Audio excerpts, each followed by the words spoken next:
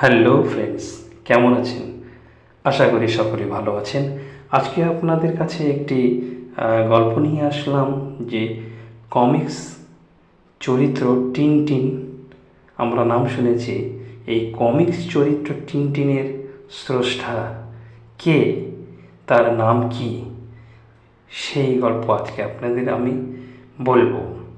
বন্ধুরা, তোমরা সকলে নিশ্চয়ই টিনটিনের নাম শুনেছ। যারাই কমিক্স পড়তে ভালোবাসে তারাই টিনটিনের নেশায় পাগল। টিনটিন সিরিজের বই পৃথিবী জুড়ে এখনও পর্যন্ত 20 কোটি কপিরও বেশি বিক্রি হয়েছে। এই কমিক্স চরিত্রের স্রষ্টা হলেন হার্জ, তবে এটি তার ছদ্মনাম। তার আসল নাম জর্জ রেমি। জন্ম 1907 সালের 5ই মে বেলজিয়ামের ব্রাসেলস শহরে। বাবা অ্যালেক্স রেমি ছিলেন একজন সাধারণ চাকুরিজীবী মানুষ। ছোট থেকেই জর্জ রেমি অ্যাডভেঞ্চার প্রিয় ছিলেন। স্কুলে ছাত্র থাকাকালীন তিনি স্কাউট দলে যোগ দেন। স্কাউটিং পত্রিকাতেই তিনি ছবি আঁকা শুরু করেন। পরবর্তীকালে বেলজিয়ামের জাতীয় স্কাউটিং পত্রিকাতেও তিনি লেখালেখি করেন। লে বয় স্কাউট বেলজে তার হাতেই প্রকাশিত।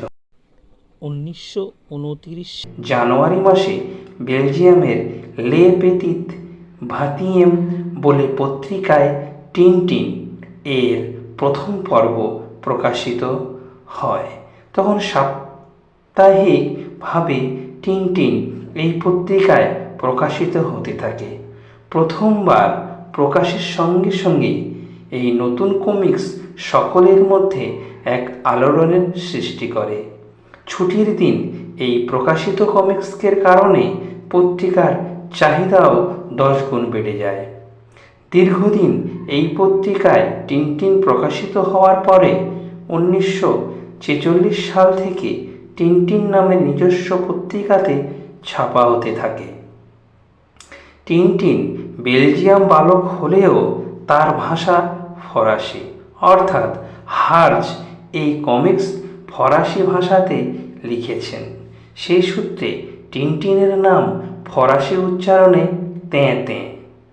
পরবর্তীকালে একে একে ইংরেজি, জার্মান, স্প্যানিশ, জাপানি, তুর্কি, মিশরি, থাই ও আরও নানা ভাষায় অনুবাদ হয়ে বিশ্বজুড়ে প্রজন্মের পর প্রজন্মকে এই অতি লৌকিক শক্তির অধিকারী কার্ডবোর্ড হিরো অপার আনন্দ জুগিয়ে আসছে। এমনকি আমাদের বাংলা ভাষাতেও টিনটিন আর স্রষ্টা হার্জ মোটেই অপরিচিত নন। ছেলে বুড়ো সকলের কাছেই সমান সমাদৃত। টিনটিনের প্রথম বাংলা অনুবাদ ছিলেন সাহিত্যিক নীরেন্দ্রনাথ চক্রবর্তী। টিনটিনের আগে হার্জের প্রথম কমিক্স চরিত্রের নাম ছিল টোটোর। এছাড়াও তিনি জো, জেট, ল্যাকড়া এবং বাঁদর জোকো কে নিয়ে আরও একটি বেশ উত্তেজনার অ্যাডভেঞ্চার কাহিনী লিখেছিলেন। অ্যাডভেঞ্চারের নেশায় রাশিয়া থেকে শুরু করে পেরু, মেক্সিকো, আমেরিকা, কঙ্গো, মিশর, লোহিত সাগর, তিব্বত সহ নানা দেশে টিনটিনের যাওয়ার সৌভাগ্য হয়েছে। এমনকি চন্দ্রাভিযানেও গিয়েছে সে। ফ্যান্টাসিতে ভর করে 9 বিজ্ঞানভিত্তিক চন্দ্রযানেই সে গিয়েছে চন্দ্রাভিযানে। হার্জ শুধুমাত্র টিনটিনকে সৃষ্টি করেননি, সঙ্গে সঙ্গে সৃষ্টি করেছেন আরও অনেকগুলো চরিত্র, যেমন বন্ধু ক্যাপ্টেন হ্যাডক, বিজ্ঞানী প্রফেসর কাথবার্ট ক্যালকুলাস, গোয়েন্দা জনসন ও রনসন, প্রিয় কুকুর কুট্টুসও টিনটিন কমিক্সের একজন অন্যতম সদস্য। টিনটিনকে সফলভাবে উপস্থাপনের জন্য তিনি গড়ে তুলেছিলেন তার টিনটিন স্টুডিও। এই স্টুডিওতে নিরলসভাবে কাজ করতেন একদল গবেষক। টিনটিনকে যে দেশে পাঠানো হবে সে সম্পর্কে সমস্ত প্রয়োজনীয় তথ্য সংগ্রহের দায়িত্ব তারা পালন করতেন। দর্শনীয় স্থান, ঐতিহাসিক স্থান, ভাষা, পোশাক, আচরণ, এমনকি জীবজন্তুর বিষয়ে তারা তথ্য সংগ্রহ করে শিল্পীকে সহায়তা করেছেন।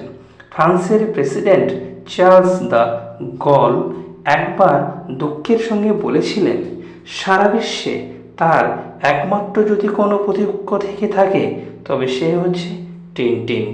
দ্বিতীয় বিশ্বযুদ্ধের সময়ে ফ্রান্সের সংস্কারমূলক পদক্ষেপের পেছনে দ্য গলের অবদান অনস্বীকার্য। এত কিছুর পরও তিনি যতটা জনপ্রিয়তা পেয়েছেন তার থেকে অনেক বেশি জনপ্রিয়তা পেয়েছে কমিক্স চরিত্র এই টিনটিন। 1983 সালে হার্জ এই পৃথিবী ছেড়ে চলে যান, কিন্তু তিনি তার সৃষ্টির মাধ্যমে আজও আমাদের মধ্যে বেঁচে আছেন এবং ভবিষ্যতেও বেঁচে থাকবেন। তাহলে আজকে ফ্রেন্ডস আপনারা জানলেন কমিক্স চরিত্রের স্রষ্টা হার্জ সম্পর্কে। ধন্যবাদ, ভালো থাকবেন, সুস্থ থাকবেন।